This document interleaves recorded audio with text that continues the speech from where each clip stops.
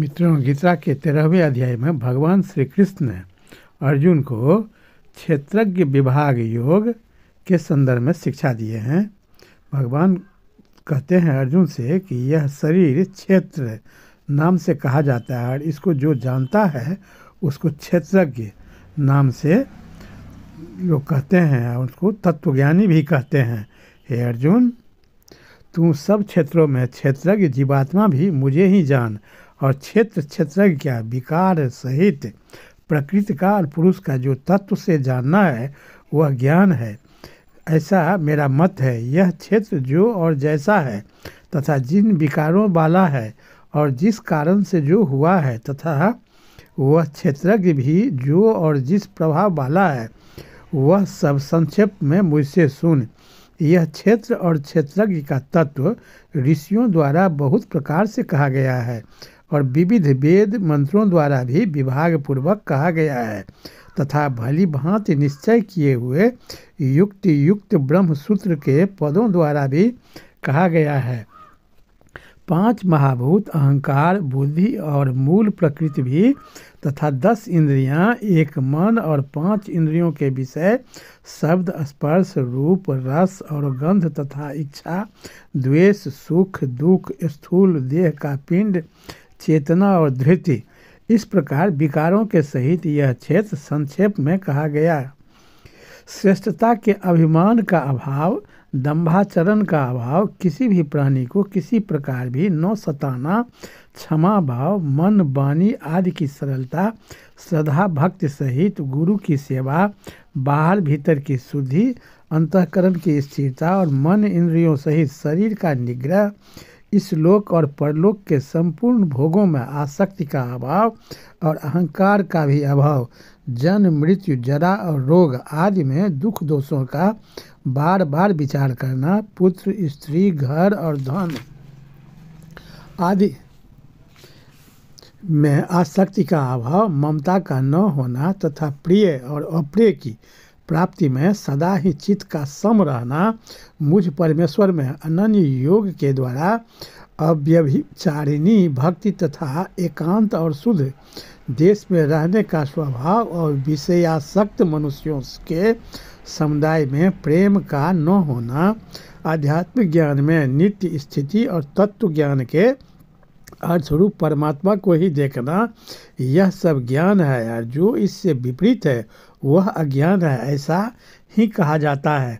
जो ज्ञान योग्य है वह जिसको जानकर मनुष्य परमानंद को प्राप्त होता है उसको भली भांति कहूँगा।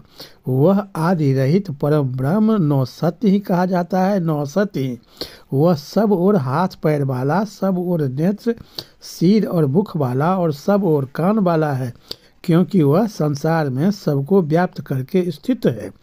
वह संपूर्ण इंद्रियों के विषयों को जानने वाला है, परंतु वास्तव में सब इंद्रियों से रहित है तथा आसक्ति रहित और निर्गुण होने पर भी अपनी योग माया से सबका धारण पोषण करने वाला और गुणों को भोगने वाला है।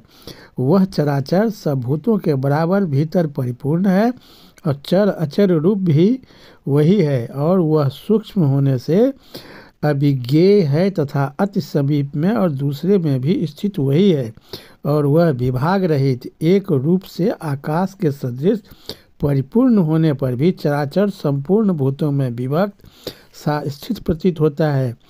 वह जानने योग्य परमात्मा विश्व रूप से भूतों को धारण पोषण करने वाला और रुद्र रूप से संहार करने वाला तथा ब्रह्मा रूप से सबको उत्पन्न करने वाला है। वह ब्रह्म ज्योतियों का भी ज्योति एवं माया से अत्यंत परे कहा जाता है। वह परमात्मा बोध स्वरूप जानने के योग्य एवं तत्व ज्ञान से प्राप्त करने योग्य है और सबके हृदय में विशेष रूप से स्थित है। इस प्रकार क्षेत्र तथा ज्ञान और जानने योग्य परमात्मा का स्वरूप संक्षेप से कहा गया। मेरा भक्त इसको तत्व से जानकर मेरे स्वरूप को प्राप्त होता है।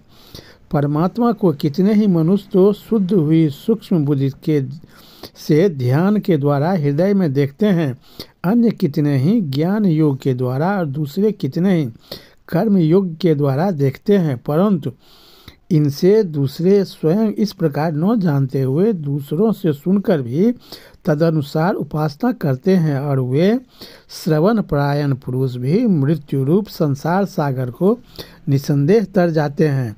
जितने भी अस्थावर जंगम प्राणी उत्पन्न होते हैं, उन सबको तुम क्षेत्र और क्षेत्रज्ञ के संयोग से ही उत्पन्न जान। जो पुरुष नष्ट होते हुए सब चराचर भूतों में परमेश्वर को नाश रहित और समभाव से स्थित देखता है, वही यथार्थ देखता है, क्योंकि वह पुरुष सब में समभाव से स्थित परमेश्वर को समान देखता हुआ अपने द्वारा अपने को नष्ट नहीं करता। इससे वह परम गति को प्राप्त होता है। और जो पुरुष संपूर्ण कर्मों को सब प्रकार से प्रकृति के द्वारा ही किए जाते हुए देखता है और आत्मा को अकर्ता देखता है, वही यथार्थ देखता है। हे अर्जुन, जिस प्रकार एक ही सूर्य इस संपूर्ण ब्रह्मांड को प्रकाशित करता है, उसी प्रकार एक ही आत्मा संपूर्ण क्षेत्र को प्रकाशित करता है। इसलिए इस योग को जानना तेरे लिए बहुत ही आवश्यक है। इसलिए हे अर्जुन, क्षेत्रज्ञ विभाग योग का बहुत ही महत्वपूर्ण है।